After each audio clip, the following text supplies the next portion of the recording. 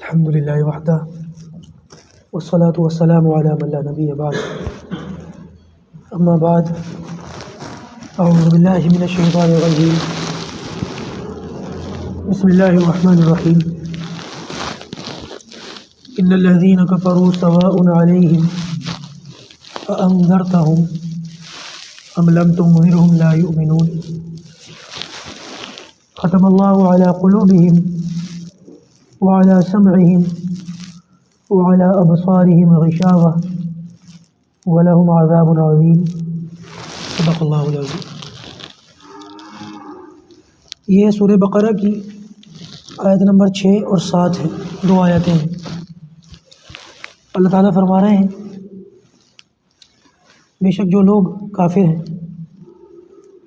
سواء علیہم برابر ہے، انذرتہم آپ کا ان کو ڈرانا یا نہ ڈرانا، جو کافر ہیں ان کو ڈرائیے یا نہ ڈرائیے، ان کے لیے کیا ہے؟ برابر ہے۔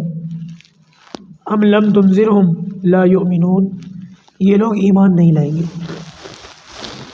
دیکھیں کافر کس کو کہتے ہیں؟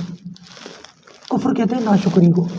آج جمعے کے اندر بھی یہ بات آئی تھی، کفر کہتے ہیں ناشکری کو، اور علماء نے فرمایا کہ کفر کہتے چھپانے کو، کسی چیز کو چھپانا، اس کو کفر کہتے ہیں، اور کافر کہتے ہیں چھپانے والا، اللہ تعالیٰ کی نعمتوں سے فائدہ اٹھا کر وہ شکر کو اپنے اندر چھپا لیتا ہے، ظاہر نہیں کرتا، اس لیے اس کو کیا کہتے ہیں؟ کافر کہتے ہیں۔ علماء نے فرمایا کہ جو کھیتی کرنے والے ہوتے ہیں، کسان وغیرہ، یہ بھی دانہ زمین کے اندر چھپاتے ہیں، لہذا لغوی اعتبار سے ان کو بھی کافر کہہ سکتے ہیں، لیکن آپ مت کہہ دینا بھائی، کبھی کہو کہ مفتی صاحب نے کہا ہے کسان کافر ہیں، وہ آ کر کے جو ہے آپ کو بھی نہیں چھوڑیں گے اور مجھے بھی نہیں چھوڑیں گے، دیکھ لو کیسی حالت کر رکھی ہے۔ تو ایک لغت کی بات ایک الگ ہوتی ہے، اس کو قاعدہ بنا کر کے جواز نکالنا صحیح نہیں ہوتا۔ تو بہرحال کفر کہتے ہیں چھپانے کو، کافر یعنی کہ چھپانے والا، اور یہاں پر ان کفار کی بات ہو رہی ہے جو سخت ڈھیٹ قسم کے کافر تھے، جانتے تھے اللہ کے رسول کو، پہچانتے تھے، معجزے بھی دیکھ لیے، چاند کے 2 ٹکڑے ہوتے ہوئے بھی دیکھ لیے، اس کے باوجود کلمہ نہیں پڑا۔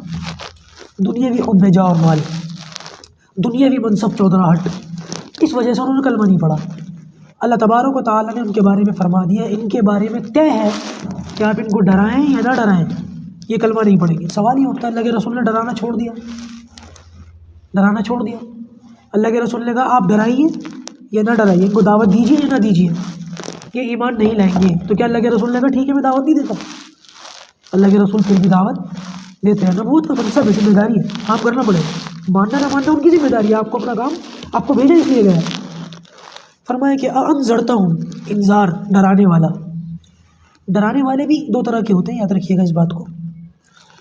ایک تو وہ ڈرانے والا جیسے باپ اپنے بچے کو آگ سے ڈراتا ہے، سانپ بچھو سے ڈراتا ہے، کسی خطرے سے ڈراتا ہے، تو اس ڈرانے میں پیار چھپا ہوا ہے، شفقت چھپی ہوئی ہے، محبت چھپی ہوئی ہے، ہمدردی چھپی ہوئی ہے۔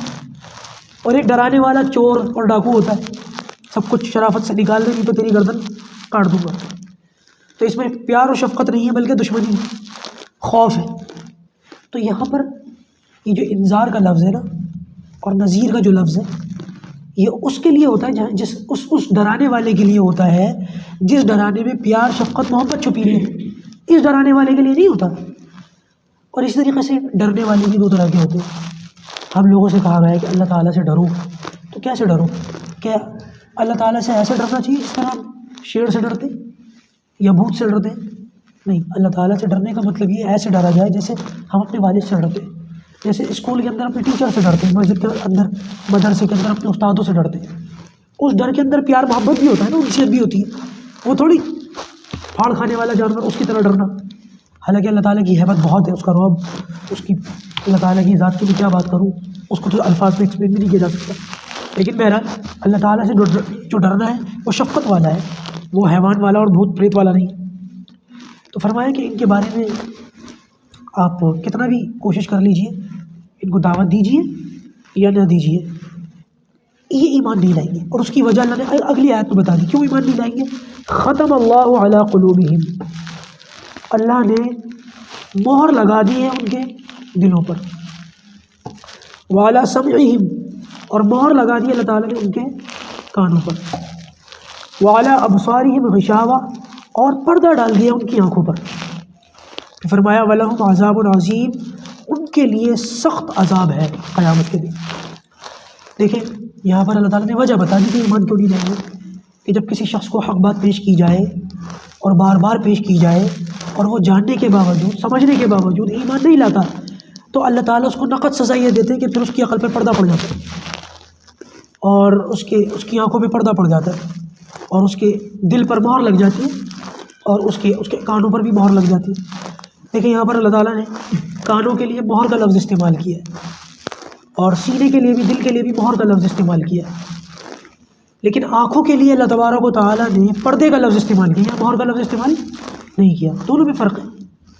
علماء نے فرمایا آنکھوں کے لیے پردے کا لفظ اس لیے استعمال کیا، اس لیے کہ آنکھوں سے صرف سامنے سے فائدہ اٹھایا جا سکتا ہے، پیچھے سے بندے کو نظر نہیں آتا، دائیں بائیں سے بندے کو نظر نہیں آتا جب تک پوری طرح سے متوجہ نہ ہو جائے دائیں بائیں، صرف سامنے سے نظر آتا ہے.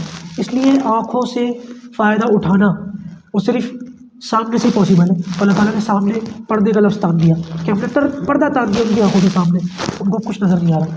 لیکن ہمارا جو دل ہے اور ہمارا جو کان ہے، ان کے اندر یہ صلاحیت ہے کہ اس پر جو آواز آتی ہے، دل پر جو بات آتی ہے، پیش کی جاتی ہے، یا کانوں کے اوپر جو آواز آتی ہے وہ سامنے سے نہیں آتی، بلکہ جدھر سے بھی کوئی بھی آواز آ جائے کان اس کو ہر طرف سے کیچ کر لیتا ہے، وہ آگے سے ہو، پیچھے سے ہو، دور سے ہو، پاس سے ہو.